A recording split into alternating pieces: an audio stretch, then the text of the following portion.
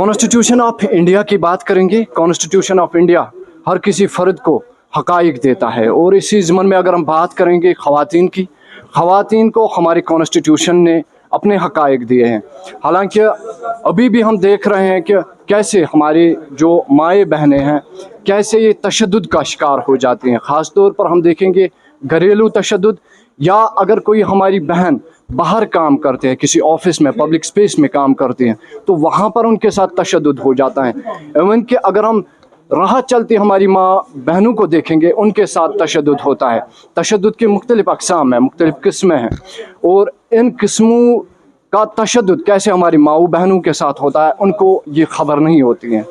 हालांकि अगर हम देखेंगे इस सिलसिले में अब अवेयरनेस फैलाई जाती हैं, जो हमारी माएँ बहनें हैं उन तक ये इन्फॉर्मेशन पहुंचाई जा रही है कि अगर उनके साथ किसी भी किस्म का तशद्दुद हो, किसी भी किस्म की अगर वो इनइक्वालिटी फील करते हैं, तो वो जो है कानून को अप्रोच कर सकते हैं और कानून उनकी मदद कर सकता है।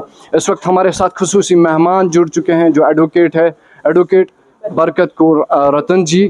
तो ये श्रीनगर में एडवोकेट है, और बीइंग एन एडवोकेट, और ख़ास तौर पर अगर हम बात करेंगे एक फ़ीमेल एडवोकेट, तो इनकी नॉलेज क्या कुछ है इन चीज़ों के बारे में, क्या कुछ ये कहना चाहेंगे, किस तरीके के किन अक़साम के केसेस ये देखते हैं, कौन सी इनके पास शिकायतें आती हैं हमारी माँओं बहनों को लेकर। अगर हम बात करते हैं तो कैसे उन चीज़ों को टैकल करते हैं, और साथ साथ में हम जानना चाहेंगे कि क्या ये उन माँओं बहनों तक पहुँचाना चाहते हैं जो तशद्दुद का शिकार किसी न किसी तरीके से हो जाते हैं। पहले हम आपका खैर मकदम करते हैं अपने प्रोग्राम में। मैम, हम देखते हैं कि डिफरेंट टाइप्स ऑफ वायलेंसेस हमारी माँ बहनों के साथ होते हैं, चाहे हम घर की बात करें, फैमिली की बात करें, रिलेटिव्स में बात करें, या पब्लिक स्फेयर में अगर हम बात करेंगे, चाहे ऑफिस की बात करें, कहीं भी मुख्तलिफ़ अक़साम की, मुख्तलिफ़ टाइप्स की जो है वायलेंस उनके साथ हो जाती है। लेकिन कहीं ना कहीं अभी भी वो हिचकिचाहट, वो घबराहट जो है वो उनको है, वो कहीं पे रिपोर्ट नहीं करते, और फिर जो है बड़े किसी तशद्दुद का शिकार बन जाती है। क्या कुछ कहना चाहेंगे? पहले तो शुक्रिया अपने चैनल पे मुझे बुलाने के लिए, बातचीत के लिए। मैं ये कहना चाहूँगी कि आजकल आप देखेंगे, आप कह रहे हैं कि अवेयरनेस बहुत ज़्यादा है, बट जितना मैंने देखा है सोशल मीडिया प्लेटफॉर्म्स पे जो अवेयरनेस दी जाती है वो बुकिश दी जाती है। चलिए, मैं मानती हूँ कि वो भी बहुत मायने रखती है। ऑफ कोर्स जो किताबों में लिखा गया है वही फॉलो अप किया जाएगा, लेकिन मुझे ऐसा लगता है कि जब आप लोगों को नॉलेज दे रहे हैं बुकिश के साथ साथ आप प्रैक्टिकल नॉलेज भी दें तो अच्छा रहेगा। क्यों? क्योंकि किताबी चीज़ें कुछ और हैं, और असल रोज़गार ज़िंदगी के जो लॉज हैं फॉलो किए जाते हैं, जो परेशानियाँ लोग फेस करते हैं, जैसे औरतें कुछ घरेलू हिंसाओं का जो जिसके बारे में रिपोर्ट करने जाती हैं थाने में, कई बार वो थाने में ही हरास होकर आती हैं। ये मैं आपको आपके चैनल के थ्रू ओपनली बोलना चाहूँगी। मैंने ऐसी औरतें देखी हैं जो वुमेंस पुलिस स्टेशन विजिट करती हैं।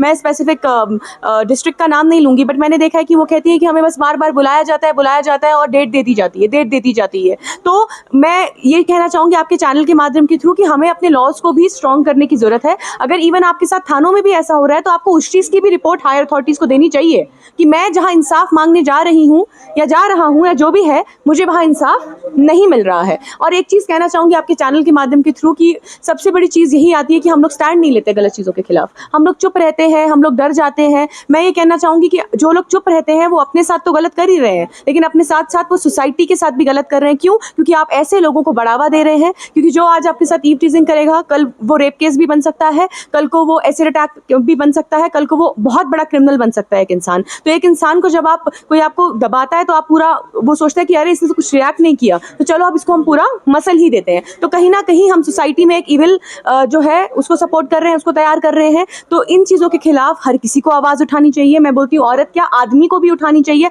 अगर आपको लगता है आपके पड़ोस में किसी के साथ हो रही है मारपीट, ऑफ कोर्स आवाज़ आती है, तो आप वहाँ जाइए, इंटरवीन कीजिए। आप ये मत सोचिए कि अरे मेरे साथ थोड़ी हो रहा है, आज अगर उनके साथ हो रहा है कल आपकी माँ बहन भी हो सकती है। तो अगर हम कहते हैं कि man is a social animal, और सोसाइटी में जो हम ये रहते हैं, तो हमें अपने आसपास की सोसाइटी का भी ध्यान रखना चाहिए कि अगर सड़क पे कोई किसी लड़की को तंग कर रहा है, ये नहीं कि अरे मेरे साथ क्या होगा। आप जाइए, आप इंटरवीन कीजिए, आप पुलिस को कॉल कीजिए। आपके पास बहुत सारे औजार हैं जिसको आप यूज़ कर सकते हैं उस समय पे। तो साथ ही साथ मैं ये कहना चाहूँगी आपके चैनल के थ्रू कि अगर आपके साथ गलत हो रहा है, स्टैंड लीजिए, नहीं तो आप अपने साथ तो गलत कर ही रहे हैं, बट आप सोसाइटी के लिए भी बहुत बड़ा क्रिमिनल तैयार कर रहे हैं। एंड अपार्ट फ्रॉम दिस, आपके आस पड़ोस का ध्यान रखिए, रोड्स पे ध्यान रखिए, अपने वर्क प्लेस पे ध्यान रखिए, सोसाइटी में ध्यान रखिए कि किसी के साथ गलत हो रहा है तो उसको सपोर्ट कीजिए। कई बार बड़े लोग इसलिए नहीं बाहर निकल पाते सर, क्योंकि उनको सपोर्ट नहीं मिल पाता, कोई उनकी सुनता नहीं है। उनको ऐसा लगता है कि मैं किसको बोलूँ, क्योंकि सोसाइटी आप ही को गलत ठहराती है। तो कुछ लोगों को भी समझने की ज़रूरत है कि अगर आपके पास कोई प्रॉब्लम लेके आ रहा है, आप उसको वक्त दीजिए, क्योंकि आज वक्त सबसे बड़ी दौलत है। मैं साथ साथ में आपसे जानना चाहेंगे कि क्योंकि जब वायलेंस की जब हम बात करते हैं, जब बड़े पैमाने पर वायलेंस होती है, तो उसके आगे जो उससे पहले जो है उसके कई और मराहिल होते हैं, स्टेज होते हैं। फॉर इंस्टेंस हम बात करेंगे कोई स्कूल के बाहर किसी हमारी बहन के साथ जो है कोई लड़का पहले जो है बाय वर्ड्स उसको अब्यूज़ करता है, तो वो लड़की जो है उस चीज़ को लाइटली लेती हैं और बात यहाँ तक बढ़ जाती है, कल को अटैक हो जाता है, एसिड अटैक हो जाता है या कोई रेप का केस हमें सामने देखने को मिलता है। तो कानून को जानते हैं आप, तो क्या हम ये बोल सकते हैं जो बाय वर्ड्स वर्बली हम अगर किसी को कुछ गलत कहेंगे, क्या वो उसको रिपोर्ट कर सकते हैं और क्या प्रोसीजर है रिपोर्ट करने का? ऑफ कोर्स बाय वर्बल जो है वो कानून में दिया गया है, आप उसकी रिपोर्ट कर सकते हैं। ठीक है, मैं आपको बता दूं अपना पर्सनल एग्जांपल। आज से 3 दिन पहले एक अननोन कॉल नंबर ने मुझे फ़ोन करके अब्यूज़ किया था। मैंने उसकी रिपोर्ट की थाने में जाके, ठीक है, और उसके बाद उस बंदे को पकड़ के लाया गया और उस पे एफआईआर भी काटने की कोशिश की गई, बट वो अलग चीज़ है। मैंने उसे जब माफ़िया मांगी उस इंसान को छोड़ दिया। तो कहने का मकसद ये है कि अगर आप यही, जिससे पहले मैंने कहा कि छोटी छोटी चीज़ों को जब आप नज़रअंदाज करते हैं तो वो बाद में बड़ी बन जाती हैं। आपके पास पूरे कानूनी हकूक़ हैं कि अगर आपके साथ कोई बात, मतलब वर्बली भी अगर आपको कोई अब्यूज़ कर रहा है तो आप उसके खिलाफ भी जाके एफआईआर काट सकते हैं। क्योंकि आपके चैनल के थ्रू एक आम लैंग्वेज में कहना चाहूँगी कि माँ बाप ने बेटियाँ रोड पे नहीं छोड़ी हुई हैं। अगर आप ऐसे लोगों को, सपोज मैं एक एग्जांपल देना चाहूँगी, अभी एक मैटर चल रहा है मेरा कोर्ट में, खुल के नहीं बताऊँगी, बट एक आदमी है जिसने वर्बली अब्यूज़ किया था, जिसके खिलाफ मैंने कंप्लेंट की थी। बाद में वो 420 निकला।